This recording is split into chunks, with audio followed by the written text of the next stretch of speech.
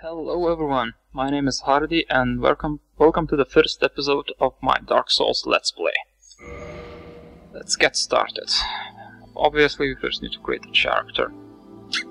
I'm gonna try something new this time, so not sure how it's gonna go. I usually pick the Pyromancer and go dex builds. Maybe gonna go something different right now, maybe a quality build, maybe strength, we'll see. So, the name. I'm not sure.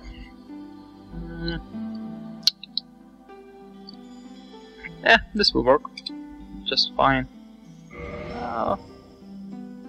Let's make a male character, I suppose, in the class. This is an interesting choice. I usually just roll the Pyromancer. He starts at level 1 and he gets Pyromancies from the start of the game, which is a big plus. But I suppose I could also... You know what, I'm just gonna start a warrior. Let's mix it up. I'm gonna take the Master Key as the gift, because why not? I don't see anything better. The average physique is good. The face. Now this doesn't really matter since we're gonna be using helmets probably. And even if not, it's, you know, it's not like Skyrim there. I pay much attention to details like that. Yeah, dark purple hair, that's gonna be fun. Okay, let's watch the cutscene.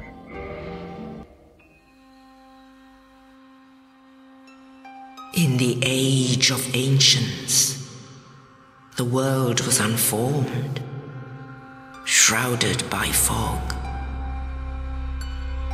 A land of grey crags, arch trees, and everlasting dragons.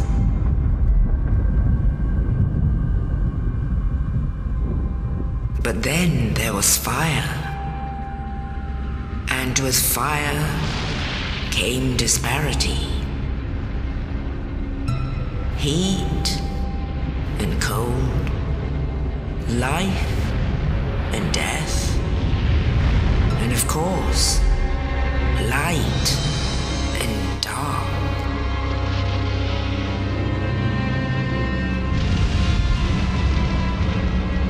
Then from the dark they came and found the souls of lords within the flame.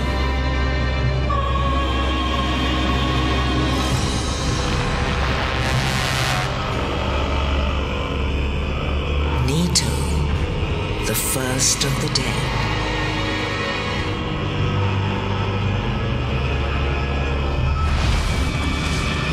The Witch of Izalith and her daughters of Chaos. Gwyn, the Lord of Sunlight, and his faithful knights. And the furtive pygmy, so easily forgotten.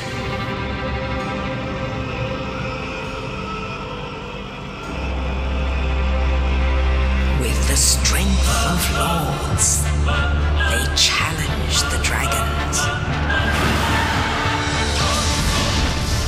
Gwyn's mighty bolts peeled apart their stone skills.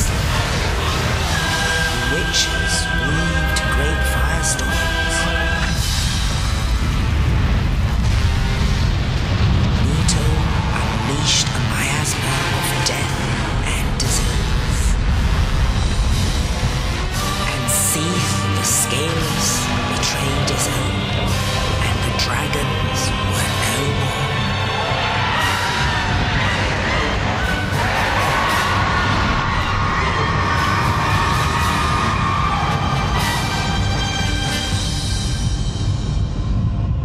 Thus began the Age of Fire.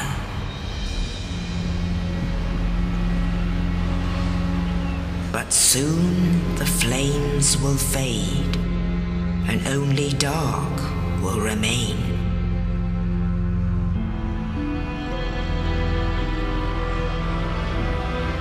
Even now, there are only embers, and man sees not light, but only endless nights. amongst the living are seen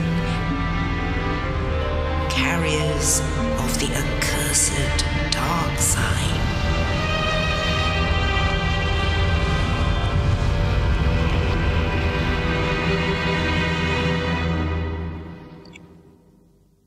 The cutscene is quite interesting, actually. It answers a lot of the questions about the lore, but also manages to ask even more of them. So, you know, take it as you will. Yes, indeed. The dark sign brands the undead.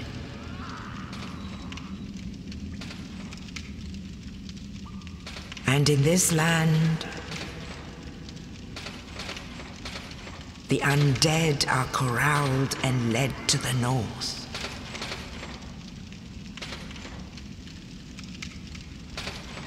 Where they are locked away to await the end of the world. Quite an interesting existence, you know, just sitting in the corner, chilling, waiting for the end of the world. This is your fate. Oh boy. That's a nasty fate to have.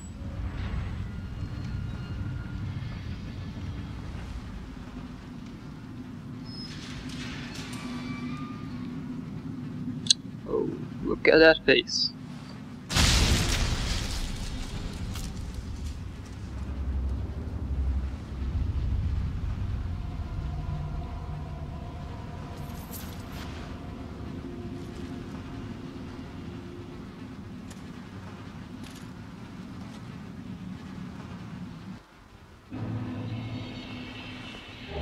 Okay, thanks for the keys, sucker. I guess I'm just gonna get the hell out of here. Yeah, I'm gonna skip all of these guys. There's no point in killing them. The amount of souls they give is just low, like 20 per kill, I think. Definitely not worth wasting my time. And yours, of course. I'll just climb up. And we're gonna see our first bonfire. Yeah, these play a very big role in the game. One big minus about them is if you rest at them, all the enemies respawn. But you know, it's one of the key mechanics about the game. Of the game, actually, even. You know. Actually, take note of the demon above there, because it's kinda important in this part of the game. You know, he jumps down, tries to kick your ass, and all you do is just run away, because you're a big pussy. No, actually, because you don't have a weapon. If you'd taken the black fire bombs as the starting gift, you could actually kill him if you're, you know, don't waste them actually. And you would get a nice weapon for that, two-handed, I think it's an axe or a hammer, I can't remember. You can also try and kill him with just a sword hilt, but it will take a while. And if you really want that weapon, it's just better to wait for New Game Plus, where you can kill him very, very easily, even when he's buffed. This guy's just running away, and I forgot to change my weapon. Okay. And he actually has quite a bit of HP, so... yeah, let's just quickly change our weapon. He's slow, so it doesn't matter. Boom, backstab. Backstabs and parry riposte attacks are quite awesome in this game. Also, if you can do the lunging attack from above, it does a lot of damage and it's quite fun to actually do. I really like it. Another thing to note in this game is that there are a lot of traps. From Software likes to play around with you, and there's a particularly nasty area, actually a few of them that are filled with traps, just overall environment, how's that word? Damn it, English. Just full of hazards you have to watch out for and be careful. Oh, you. You're no hollow. Thank goodness. I'm done for, I'm afraid. I'll die soon. then lose my sanity. I wish to ask something of you. You and I are both undead. Hear me out, will you? Yes, of course. Regrettably, I have failed in my mission, but perhaps you can keep the torch lit. There is an old saying in my family: thou who art undead art chosen, and thine exodus from the undead asylum maketh pilgrimage to the land of ancient lords. When thou ringeth the bell of awakening, the fate of the undead thou shalt know. Well, now you know, and I can die with hope in my heart. Oh, one more thing. Here, take this. An Estus flask, an undead favorite. Oh, and this. Now I must bid farewell. I would hate to harm you after death. So go now, and thank you. No, thank you.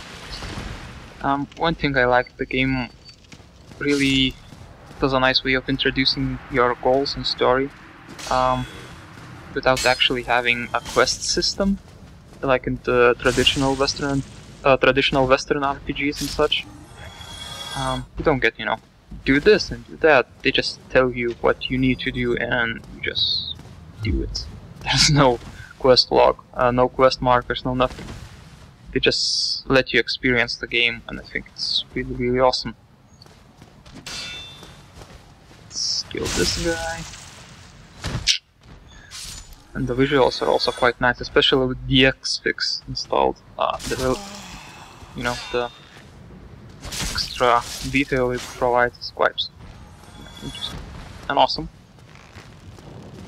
Oh, the archer. I can't remember if the arrows this guy shoots actually follow you. But later on in the game, some of the enemies that use bows actually have tracking arrows. Wow, I didn't kill this guy with one backstab. That's interesting and unexpected. Okay, now let's face the boss proper. Hopefully I won't die. If I will, this will be embarrassing. For the second there I thought I missed him. Well, I didn't die here, but someone else did. I hate blocking those attacks. And I can never time properly to roll away. I don't know why.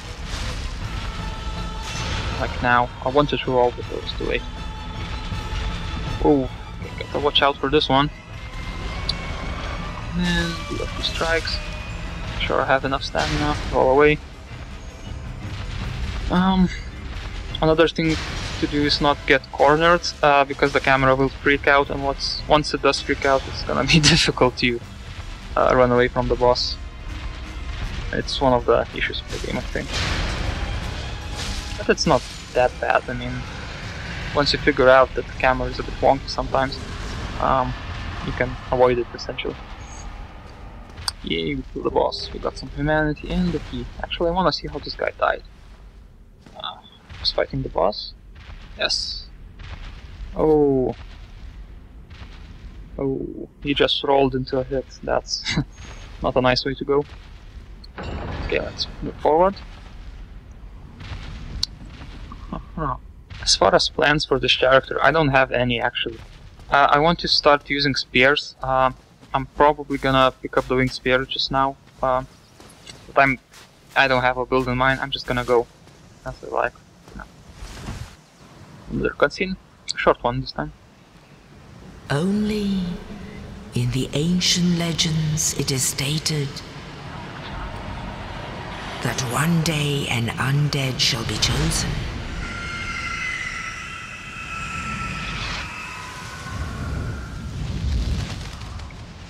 To leave the undead asylum in pilgrimage to the land of the ancient lords. Lordran.